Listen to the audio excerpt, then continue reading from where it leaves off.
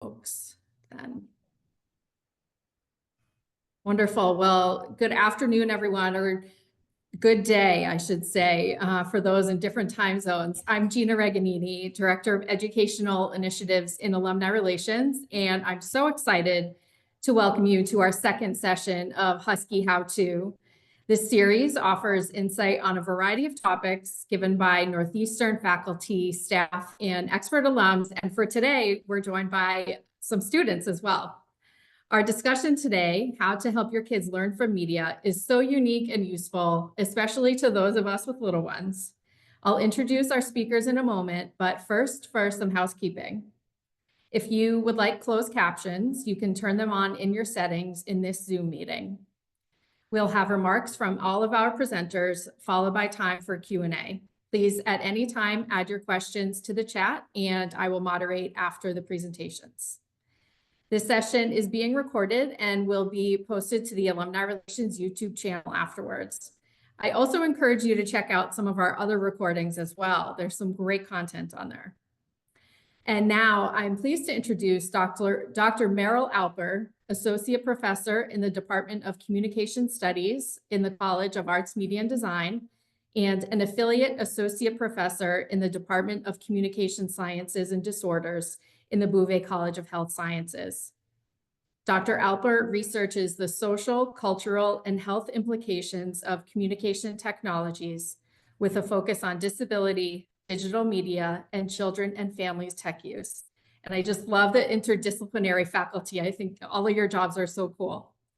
Dr. Alper is joined by three of her incredible students, Snehaa Ram AMD’25, Livia Lemgruber AMD’25, and Thomas Dies DMSB’26. I want to thank them all for taking the time out of their hectic spring schedules to join us today and for their impressive work on this relevant topic. Dr. Alper, take it away.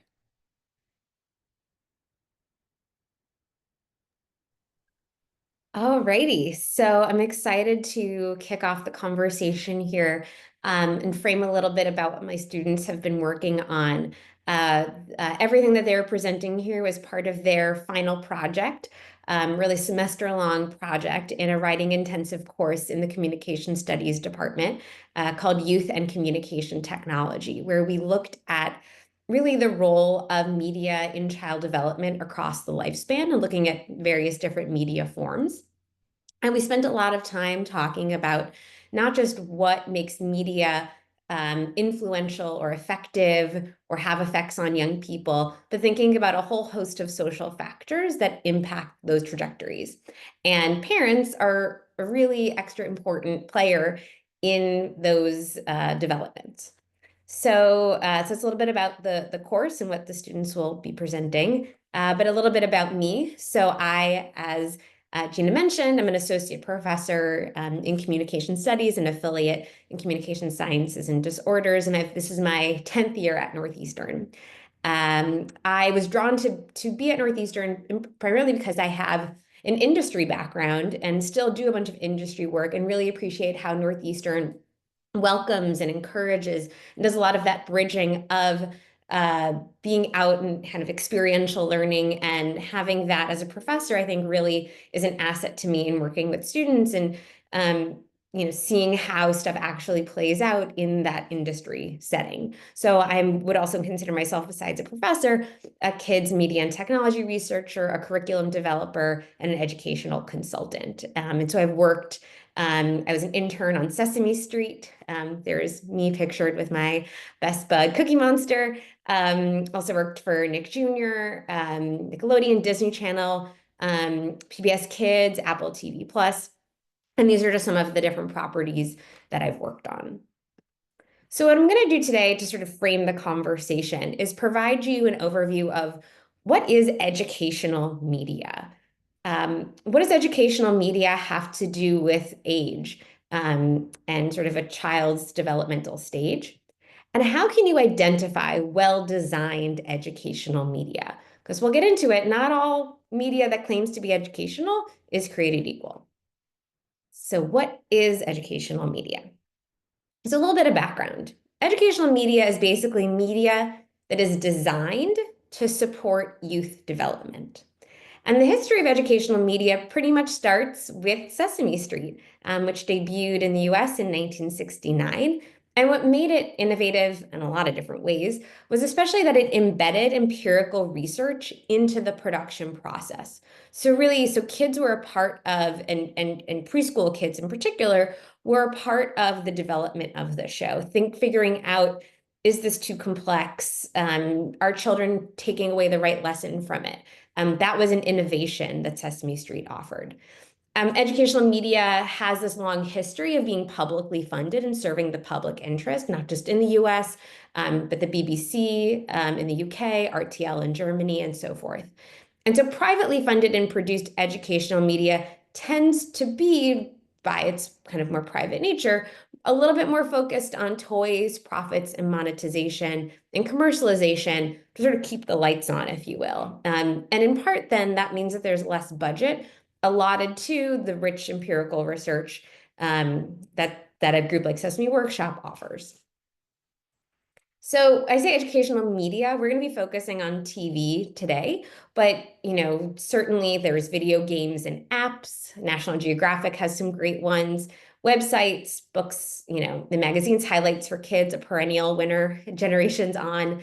Movies can be educational, certainly. There's a big developing world of podcasts, especially for grade schoolers, thinking about, that time in the car, and maybe is that an opportunity for families to use media together in this way.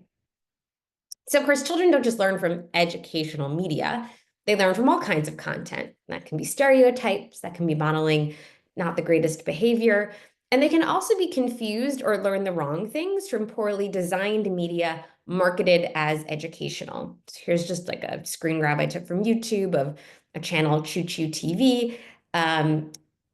It takes a lot of work, even as an adult, to decipher that maybe this is about washing your hands and good hygiene, but gosh, is it not very clear to especially if it's not clear for us, it's not that clear for a little kid either.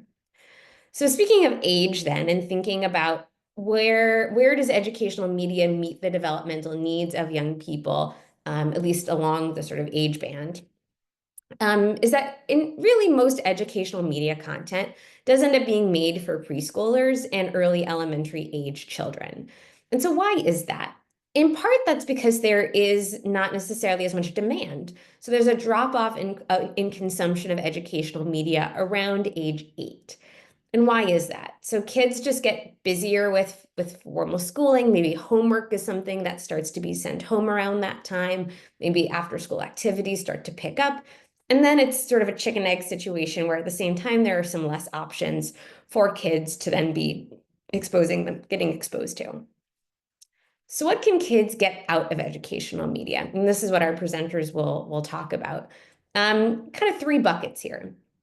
Academic skills, your math literacy, your science, and it tends to be a little bit more impactful among younger audiences, in part because it's easier to understand that message because it can be a little more direct. Then the next category of social emotional skills, so like self-regulation, pro-social behavior, and it can be less impactful among younger audiences, again, unless it's well designed, which we'll get into, to get across. And of course, creativity and educational media is something where, screen media is something that can work against creativity, but can also be a resource for children to develop their own stories and their own imaginations, let alone digital media, platforms like Scratch and Scratch Junior, where technology is part of that creativity.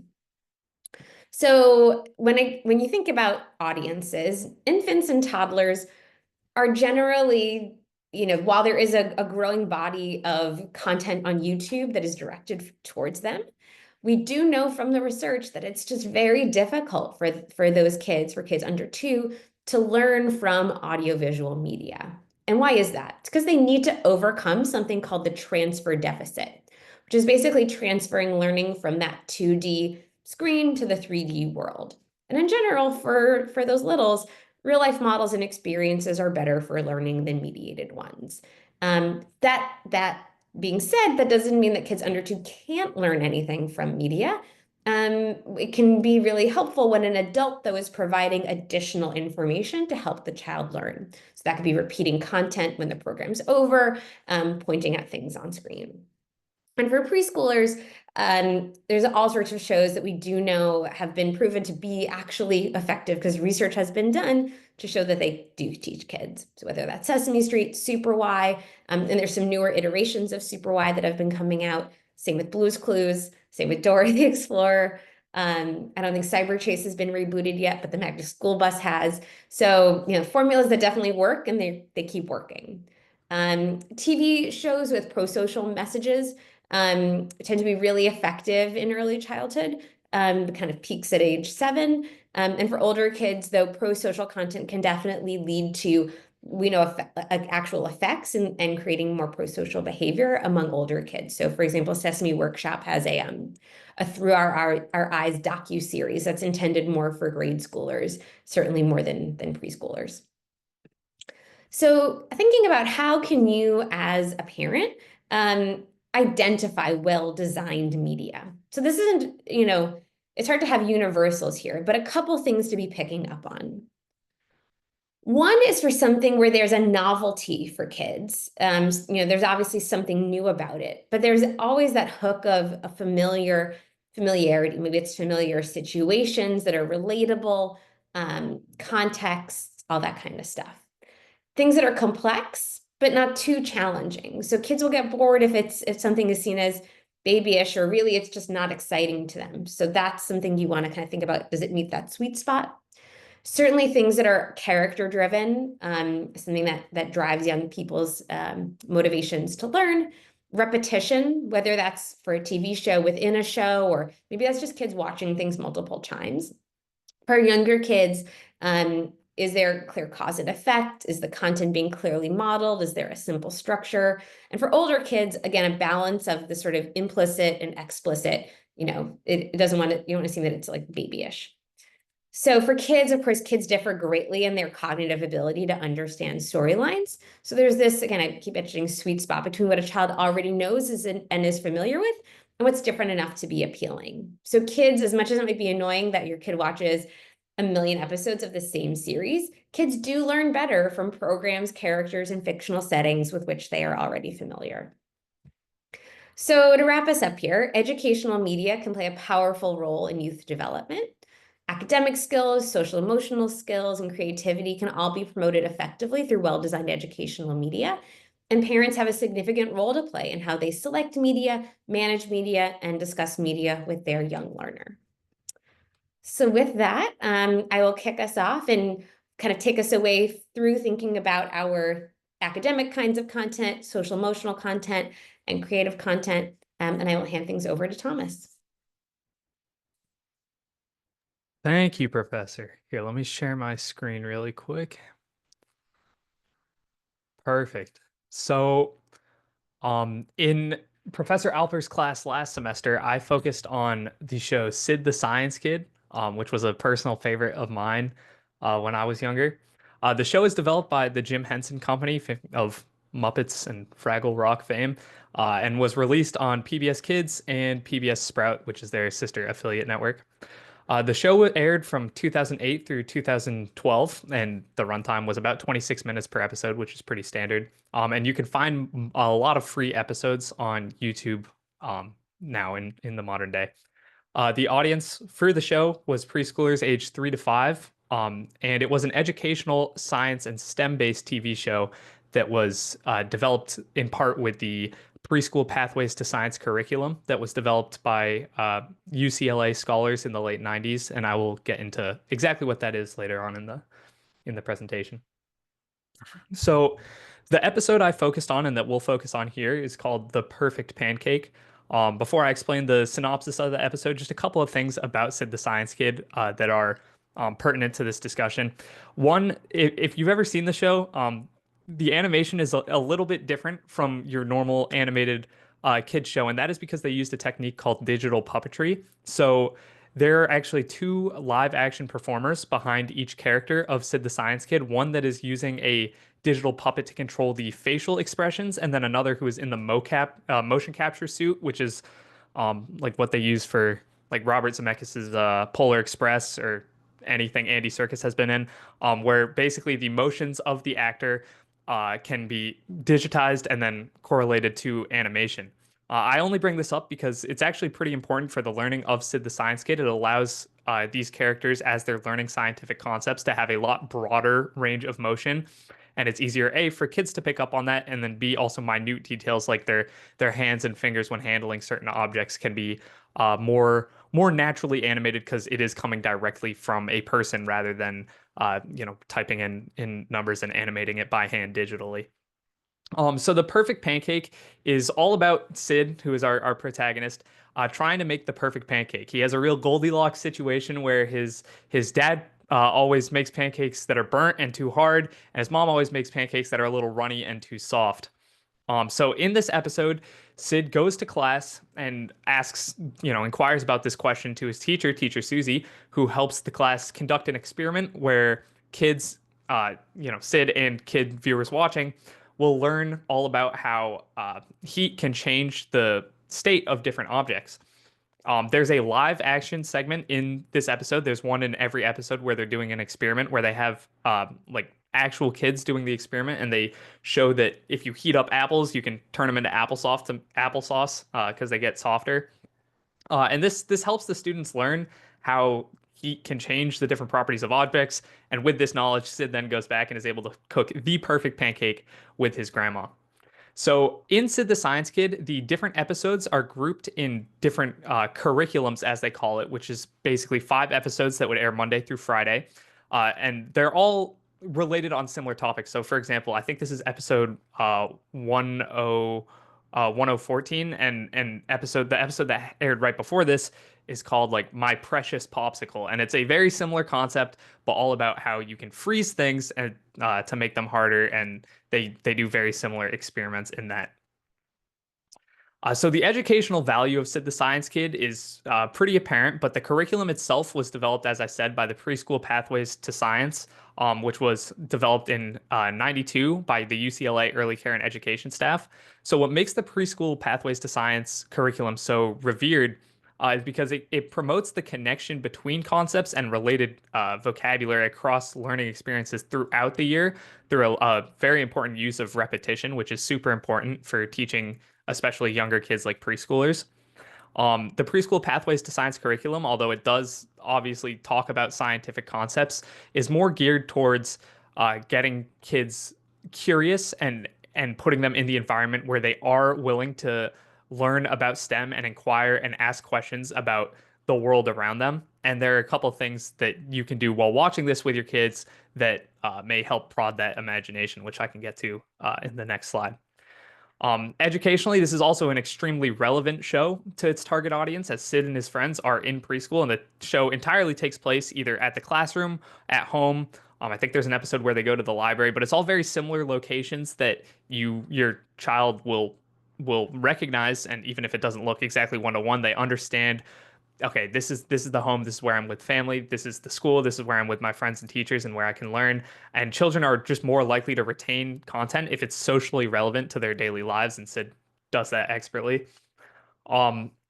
The episodes also heavily focus on specifically one science topic or aspect, and because of that, they are able to really drill that in and repeat it over and over again. They don't really waste their time with any elaborate B plots or anything. It's kind of just Sid has a question in the morning, takes it into class. There's a live action video that shows the teacher prods the kids' imagination and gets them to ask, why is this happening? Why is this changing? And Fish's capacity model, which is something we learned in Professor Alper's class, states that children will only learn the lesson, or far more likely to learn the lesson, if the said lesson actually intertwines with the plot, which once again, Sid does perfectly, because all the plots are, as simple as, oh, I want to make the perfect pancake. And so then he goes to class and learns how to make the perfect pancake. So a couple of parental tips in how this show can be used most effectively to help prod your kids' imagination and make sure that they're learning the STEM concepts. So TV shows, as I'm sure we all know, are often used as somewhat of a low effort form of babysitting. But educational programming like Sid the Science Kid is best viewed together with your child. And apart from resulting in quality time with your child, you're able to ask questions like, what did Sid learn today? And then connect the concepts from the show to, concepts in your everyday life. So that could be doing the experiment that they show on the show, or, if something similar has happened, maybe if you're in Boston and there's a bunch of snow on the ground, you can talk about how, okay, that was rain and then the temperature, it changed, and you can relate these things to your kid's life. And once again, having something that is socially relevant to the kid is proven to increase retention and deepen their understanding of said concept. Another point is the environment that the show takes place in and the environment around kids this age, like specifically preschoolers learning from STEM. It's a common myth that children who cannot partake in like real STEM learning until they're older. And this just results in a self-fulfilling prophecy that harms development. Your kid might not, understand complex scientific topics at this age, but that's not necessarily the point of a show like Sid. It's to try and get them curious and asking questions about the world around them. So if you're watching this show with your kid, try and encourage that and ask them questions that can relate to their lives. This helps kids develop scientific thinking skills sooner, which will correlate to higher test scores in STEM fields later on down the line. Because it's just kind of priming your kids to be a good STEM learner later on. For this assignment, we all came up with different learning extensions based on the media. And the three I have here now, I'll go over. The first one is an experiment. So every show does include experiments in every episode that you can help your child perform, which helps them apply the concepts directly from the episode into their everyday life. So for example, something like in The Perfect Pancake, you heat up the apples and it directly correlates to the show's main message. And you can also find resources on the PBS Kids website to help you for every experiment, because certain ones you might have to print something out or something like that, but it's all free and available on the website. An additional learning experiment that extends the learning from The Perfect Pancake is something like making popsicles. Now, they actually did this in the episode before, but it is a learning extension that can show how cold can also change the certain state of objects as well, rather than just heat, which is the focus on in Perfect Pancake. The Hello World book series is the second learning extension I want to talk about, and this is a good book that really also introduces your child to STEM learning. The books use similarly simple language to the Sid show and will help extend the STEM learning past each episode as they cover a wider variety of topics than the episodes get to within their 26-minute runtime. And lastly, for things to watch, there's a YouTube channel called SciShow Kids, which features many different videos covering different STEM-based topics. And this channel does say that they target a slightly older audience than Sid, going up to grades K through 3 rather than preschool. But the show does feature very bright animations and simple verbiage. There's plenty of repeated concepts within every episode. And by co-viewing the content and providing scaffolding as a parent, even if it is slightly more complicated or targeted towards older age ranges, these videos can still be a great extension of the STEM learning and continue to prod your kids' creativity and set them up to be a good STEM learner later on in their life. So thank you, and I will pass it back to Miss Alper. Wonderful. And I will turn things over now to Snehaa. Thank you, Thomas. All right, let me just share my screen really quick.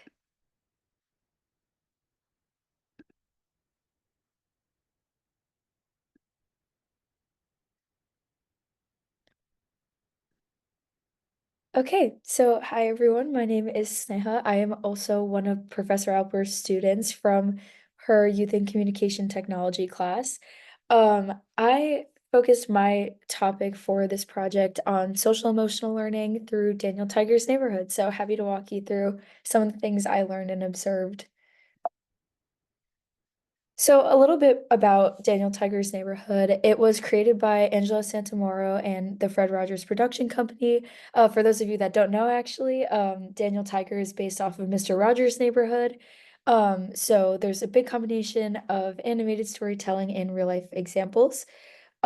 It came out in 2012 and it was targeted mostly for preschoolers, and with I think an upper limit being for kindergartner viewers. Um, you can find free episodes on PBS Kids, YouTube, or Amazon Prime. And the format of every episode is like Sid the Science Kid, it's also 26 minutes, except they're split into two 13-minute stories connected by a common theme. So the same thing or lesson will be taught between the 13-minute episodes, but they're two different scenarios. The overall premise of the show is to teach social skills, collaboration, and emotional regulation through really simple and fun stories that are easy to follow for the age group. So the episode I specifically examined was about getting mad. So we had one 13-minute episode called Daniel Gets Mad and another called Katerina Gets Mad. In the first one, Daniel Tiger's plan, who you can see up in the top left corner there, his plans for an outdoor sunny beach day are foiled when it rains, which makes him very angry. So his mother, who's the adult figure in his life and in the episode, teaches him a rhyme to regulate and process this emotion. So when you feel so mad that you want to roar, take a deep breath and count to 4.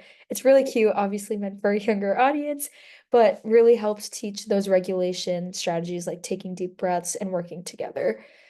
So together they breathe and count to 4, allowing Daniel to de-escalate the situation, and his mother invites him to problem solve and come up with a way to have an indoor beach day and use his creativity and imagination. Um, Similarly, the characters kind of participate in a call and response with viewers, inviting them to count down from 4 together or repeat the rhyme with them. And then we see the same thing happen in Katerina Gets Mad. So Katerina is one of the other neighborhood cats that is very familiar to the audience as a recurring character.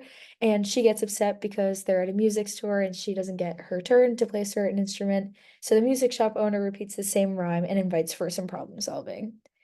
So in case you wanted a cute little visual of what this looks like, you can see in the first one here, Daniel Tiger gets really upset, but the mom is there to kind of model the behavior and take a deep breath with him.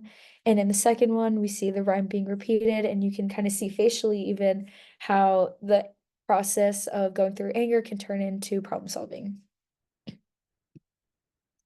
So what makes this educational for children? As I mentioned, they strategically implement easy to remember songs to work through these difficult emotions, and they repeat it across both episodes. So you're not just hearing it once or twice, you're hearing it maybe 5, 6, 7 times throughout the 26 minutes in total. And this repetition really helps internalize the content, making it easier to understand for this younger age group. With families reinforcing these lessons at home, especially that are learned in other contexts, it can really maximize the impact. So, for example, Daniel Tiger's Neighborhood, an episode that teaches about emotional regulation, could really complement something that they might be learning at preschool about emotional regulation, or even at after-school programs. This episode specifically encourages parents to be part of modeling that positive behavior with children by presenting them practical strategies for de-escalating these emotional situations. And we see that through Daniel's mother, right, in the last example, or even with the music shop teacher, as the adults in the situation that are modeling the behavior. It shows that they're an active participant in the child's feelings, which means that there is an importance not only of the parents' involvement, but in the parents' ability to teach. So theoretically, there's also a lot of concepts that help support the learning through episodes that are built in this way. I know Thomas and both Professor Alper also covered these, so I'll go over them pretty quickly.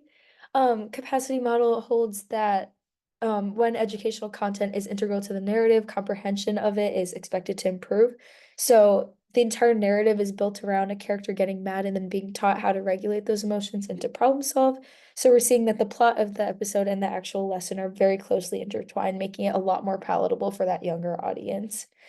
In terms of social contingents, so this is a pretty fancy word to explain kind of like that call and response dynamic that you have with children's TV shows. So for example, if a TV character on screen says, "What was your favorite part?" That would be social contingents because it's inviting the viewer to kind of respond to the character. So as I say here, it's demonstrating a back and forth conversation that develops in response to the actions and emotions with the individuals involved. So this really assists toddlers in overcoming that transfer deficit, like we were talking about earlier, the 2D versus 3D world and applications of learnings between the two. Having that contingence and kind of bridging that gap is what makes it that much more effective. Next is familiar characters. So between both of the episodes, the Daniel gets mad and Katerina gets mad, we're seeing the same characters and repetitive themes and socially contingent interactions, but just in different scenarios. So it still feels very familiar. And having familiar characters be kind of the mode of teaching these things are super helpful, especially for social emotional learning with negotiation, sharing, and empathy. And then lastly, with scaffolding and the zone of proximal development. So the zone of proximal development is the difference between what a child can achieve independently and what they're able to accomplish with assistance. The assistance would be the scaffolding provided by parents or by the TV show. And we're seeing that the child is able to experience anger, experience all of their emotions, and with a little help from the parents, they're able to access problem-solving skills. So with the research in mind and going through kind of the structure of these kinds of episodes, just a couple of ideas for how to complement your child's learning. First, like Thomas was saying earlier, you can co-view and engage with your child. So not only does that mean just turning on the TV and watching it with them, but actually sit and actively engage with the content. You can talk about the rhyme, you can repeat it with them when the screen invites you to do so. And you can also pause the show and ask your child what they think of the characters or if they've felt similarly ever. Making it a very engaging environment helps them overcome some of that those learning barriers and makes it feel more familiar to them. So similarly, I would suggest asking questions and encouraging conversation. For example, how did the song make you feel? How did you feel when Daniel came up with a new plan? They encourage a lot of open-ended discussion and hone in on some critical thinking skills and just the ability to name emotions. Third would be to model on-screen strategies at home. So in real life situations, if your child is feeling anger or frustration, implementing the same strategies that you're seeing in the TV show can just help reinforce it altogether. So whether that be singing the full song or maybe something simpler like taking deep breaths can really help reinforce the message. Role-play can also help with this. There's a lot of research around how role-playing can help build pro-social behaviors like empathy, imagination, emotional regulation. So if there are any opportunities to model these de-escalation strategies through gameplay, whether that be you're the person who's upset and your child is maybe helping you work through your upset emotions or vice versa, it can help them feel a lot more comfortable in the strategy as a whole. And then lastly, finding complements to these lessons. So not only do you want to reinforce some of these messages at home when they happen in real life, but even through like activities, books, online games, there's a lot of other ways to teach a similar skill.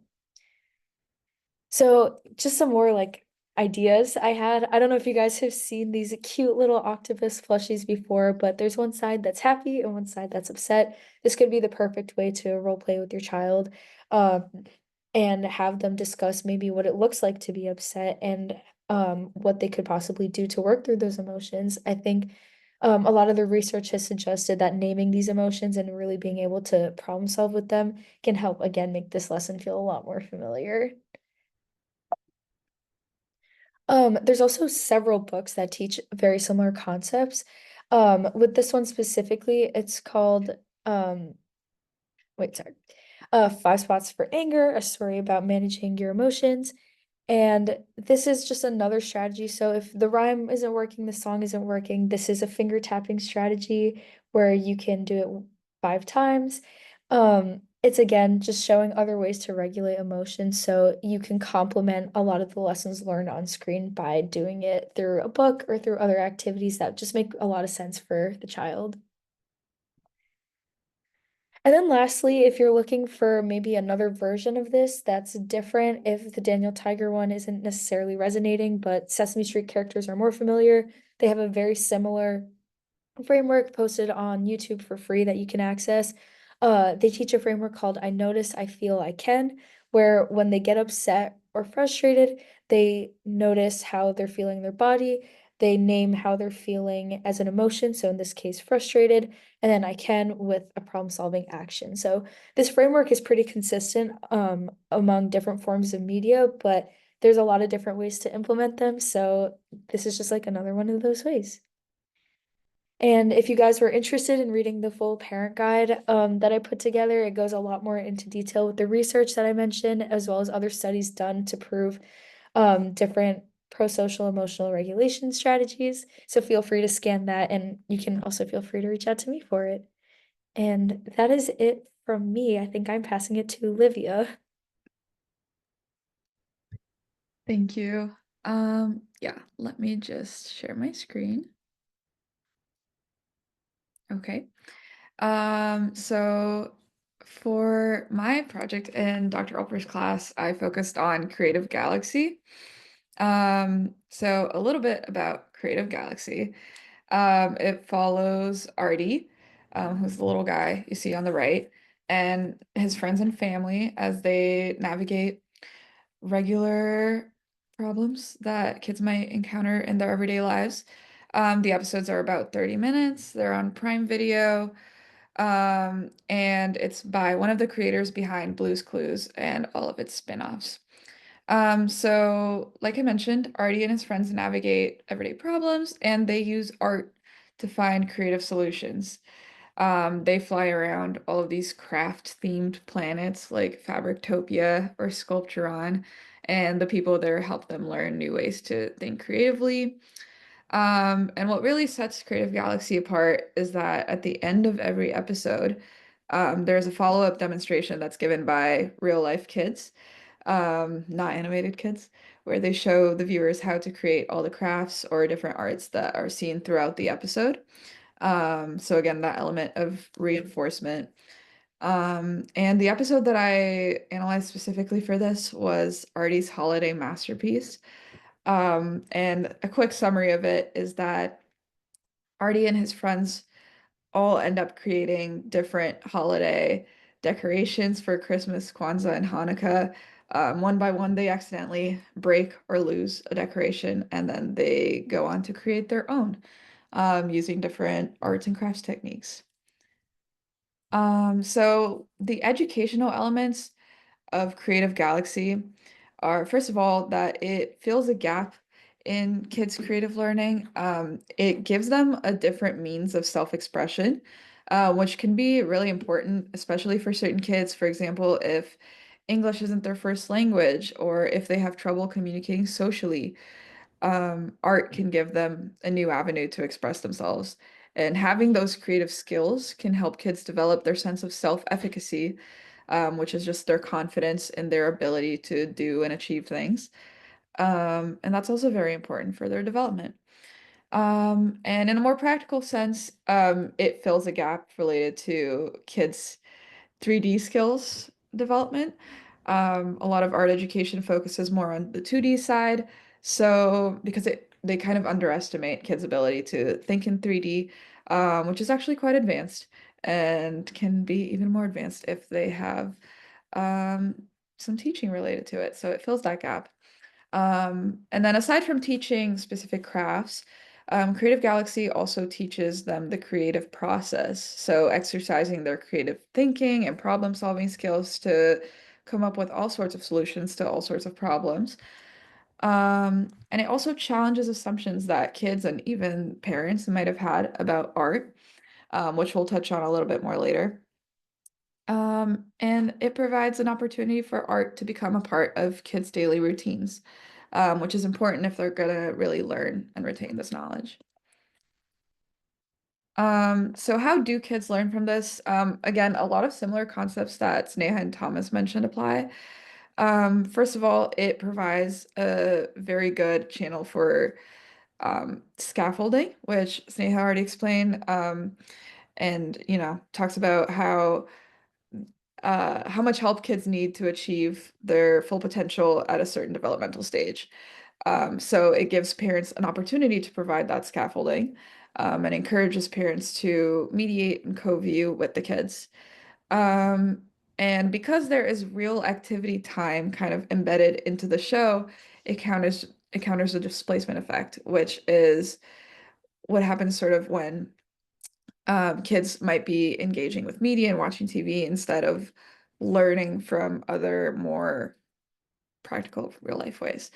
So by having that activity time built in there, it counters the displacement effect. And also kids are being able to see kids like them in the show, especially through those real life demonstrations, modeling those behaviors and making those crafts. And we know that kids learn better when they can see themselves in situations.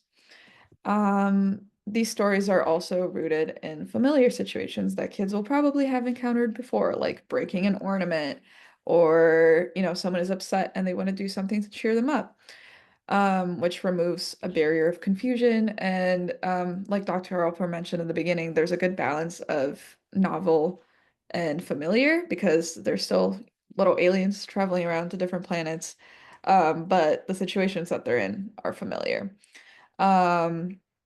And like both Thomas and Sam mentioned, the capacity model is at play here, because the narrative and educational content are tied. So kids don't have to split their attention um, between two things, which is detrimental to learning. So it's easier for them to stay attentive to the content.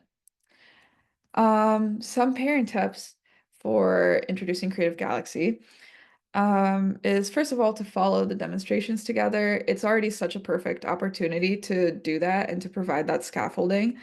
And it kind of necessitates it too. Like if your kid is trying to follow that demonstration, they're probably not going to have all the materials or know how to find them on their own. So it really gives parents a good opportunity to get involved there and help them out and provide that scaffolding. Another tip is to bring art and creativity to other areas of kids' lives. As we've already talked about, they learn better about a certain topic when they can see it in all different sorts of scenarios and different contexts in their lives. So by bringing in art and even just creative thinking and creative process into other areas of kids' lives, they'll be better able to see how they can apply those skills. Another tip is to relate fictional characters and events to real ones. Once again, if they can see themselves in those situations and relate it to things that they already know, it'll help that vicarious learning come through better. So for example, if you're watching with your kid, you can be like, oh, that character does that thing just like we do, or oh, that character is kind of like this person we know, or this school is kind of like your school. It can just help them place themselves and situate themselves in the situation a little better, and therefore learn more effectively. Co-viewing is kind of a prerequisite to a lot of these tips anyway. And it's good practice because it allows you to mediate and very quickly tailor whatever scaffolding your kid needs. If you see that they're confused about a certain thing or they encounter a concept that they haven't seen before, you can quickly explain and just help them understand. And it also gives you the avenue to do a lot of these other things like relating characters and events to real life ones. And finally, this one is a little more abstract, but challenging assumptions about art and creativity. A lot of the time, for different reasons, kids are discouraged from art and creativity, either because it manifests through impulsivity or risk taking, or because it might not be seen as important as other types of academic learning. So really giving them a chance to explore that interest and challenging assumptions that they might have heard or that you might have is a good way to make this more effective. For the learning extensions, first we have this book, which I think is so fun. It's called Opposites Abstract by Mo Willems, and it features a lot of these pairs of illustrations like the one that you see on the right. This one is this awake? Is this asleep? With those abstract illustrations accompanying them. And there's also like, is this organic? Is this mechanic?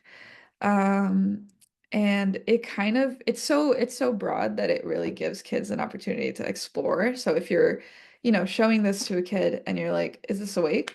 Why is this awake? What about this feels awake? What is awake? It just kind of helps to teach those sort of critical thinking skills, and is a perfect opportunity for joint engagement, and just allows kids to apply maybe concepts that they're learning from Creative Galaxy in this other context. For an activity, creating a 3D sculpture out of Play-Doh. And this is really fun because you can take whatever topic they're like interested in at the time. Maybe if they really like dinosaurs or spaceships, or whatever it is, you can give them an avenue to not only solidify something they might have learned from Creative Galaxy, but to also learn that they can use art as a means to explore whatever interests they have and to further that interest. Um, and like we mentioned, there's kind of a gap in kids' 3D art education, so just helping that too. And then finally, this is a video on YouTube by ABC Mouse. And it's a couple of printmaking techniques. And in the video, they use a leaf. For the first technique, they put paint on the leaf and then use that to create a print by pressing it on paper. And in the second one, they put the leaf behind the paper and scratch over it to create the print. You don't have to use a leaf. You can really use whatever, and that's the good thing about it. It is kind of complementary to the show and lets kids explore their own creativity and art making in different ways. They can take whatever they want to do and use that, and just it kind of encourages that sort of experimentation that can come with art, and just being like, hey, you can kind of take this and use it in whatever way you want and see what happens.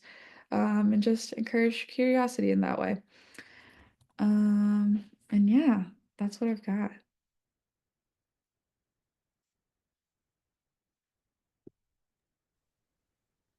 Wonderful. Thank you so much, Sneha, Livia, Thomas, Dr. Alper. I admittedly blew up the chat with so many questions for you all. And I want to say verbally for the audience, please do feel free to put your questions in the chat, and we'll take a few minutes now to address them. The first thing I wanted to point out is Thomas's explanation of the animation in Sid the Science Kid, and I had no idea. This was mind-blowing to me. Do you know of other, just in your work on this project, do you know of other shows that use that animation as well? I couldn't find any that in my brief research that are in similar educational formats. Maybe Dr. Alper can speak to that more, but to me it looked like a first. And it also looked like they were kind of flying, like they were building the plane as they were flying it while developing that show, because a lot of the technology was still new and not used, especially on like a PBS show. So there's a couple of really interesting behind the scenes. There's actually a very funny behind the scenes video on YouTube I did check out where Sid like teleports to it's like not canon in the show, but Sid like teleports to the motion capture studio and sees the guy like mirroring his movements, and it kind of explains deeper how the process goes. But no, to answer your question, I haven't seen any other shows use this technology. Yeah, it's incredible. And to hear I mean, the show's not old, but I mean, just to hear how far back this show started and to know they were using that technology then is, that was really surprising to me. And even just yeah, sort go of to ahead, build Dr. off Alper. of that is that, kids are learning from media at the same time that they're learning about what media is. So, it might not be the right conversation to have with like your 2-year-old, but maybe like the 4 or 5-year-old watching it, for them to be like, how do you think, because at that point they can understand or start to understand that media is made, that media is constructed, that media is produced, that there are credits at the end. What do those things mean? They're starting to piece that together in ways that, obviously a 2 or 3-year-old isn't really fully able to understand. So again, you can think about jumping off points, and that gets even into things like media literacy education, where you're thinking about production. Everything is produced in some way. And so that's, again, like part of the broader backdrop too. Yeah, I love that. That's a great point. Thank you. We have a question from Eric Lattimore. These reviews of these shows have been great. However, there are so many kids shows and media out there. Are you all aware of any third-party sources that review a broad swath of kids media in a depth that was done here? Great question. So the main source, and it's the source that I sort of told students, like if you're trying to think of different ideas of, what shows exist or are out there, the main clearinghouse is an organization called Common Sense Media. And so they have a lot of things going for them in terms of they have their own research arm where they are doing, especially when it comes to older kids, so kids, sort of tweens, teens, they do a lot of their common sense research branch, does a lot of stuff where it's really putting the pulse on, okay, everybody talks about smartphones and teens, but what are teens actually doing in a 24-hour span with their phones? Well, they've got that research. What's the landscape of what do families have in their homes these days, and what do they think about that technology? They do. They also, another main part of what they're working with is where basically they have a whole clearinghouse of reviews and on different dimensions of where they sort of give you, and it's different apps, it's different websites, it's different movies, it's TV shows, really getting a sense of, okay, well, this movie is PG, but like, really, can I get away with bringing my 6-year-old? Or is this something where maybe like I'll just take their 9-year-old sibling separately and the 6-year-old stays home? Because parents, I think, especially as kids get a little older, they're really trying to split the difference of, is this something where I know developmentally, maybe when they were 2 and 5, it could fit together, but now as they get older, I'm not so sure anymore. So Common Sense Media, and I know that the research is really, or what they're using to do those evaluations, that there's a comment section, or kind of anybody who like is part of the boards, kind of like IMDb, can weigh in, but they also have people that they pay to do sort of these more expert reviews, people who've reviewed a lot of this kind of content. And then I know for a fact I've done evaluations actually for Common Sense Media of the rubrics that families, that the reviewers are using to really sort of vet, hey, is this for age 4-year-old? Is this for age 6? So I know personally that there's real value in terms of what they're putting out there. So I'd say that as opposed to, yes, there's so much content and so much content gets produced, and it's really hard to know. And I would say it's a combination of, sometimes it's luck, you're scrolling and you find something in your kid, and then sometimes that luck can lead to, oh no, like now my kid is really into this thing. But the best part is, I guess, is that kids are very fickle. And so they spend, one amount of time watching a show, they're probably going to move on to something else pretty quickly, unless something has a lot of staying power. So don't feel like I have to make all these right choices, because there's going to be a new choice to make right around the corner. Yeah, and actually something when you were talking kind of made me think of this, but just knowing this resource, this Common Sense Media, is so helpful, because many times I'll hear, in parents groups or what have you, folks recommend, well, if you're concerned about something that your child wants to watch, you should watch it first and then make the decision. And all the time I'm like, well, I'm not going to go to a movie, like pay twice for a movie if I like it and all of that. So this is really helpful. Thank you. One question, again, from myself, that I put in the chat, but, we were talking about PBS and the great content they have. And something that my kids, both like doing is going on the PBS Games app. And so I wanted just to hear a little bit more, because we talked a lot about TV shows, but I wanted to bring the conversation to video games and what information there is around those as well.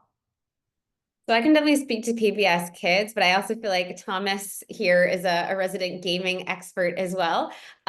So in terms of like great co-viewing, like games for like parents and kids, especially like younger kids to play together, I'll maybe leave that to him.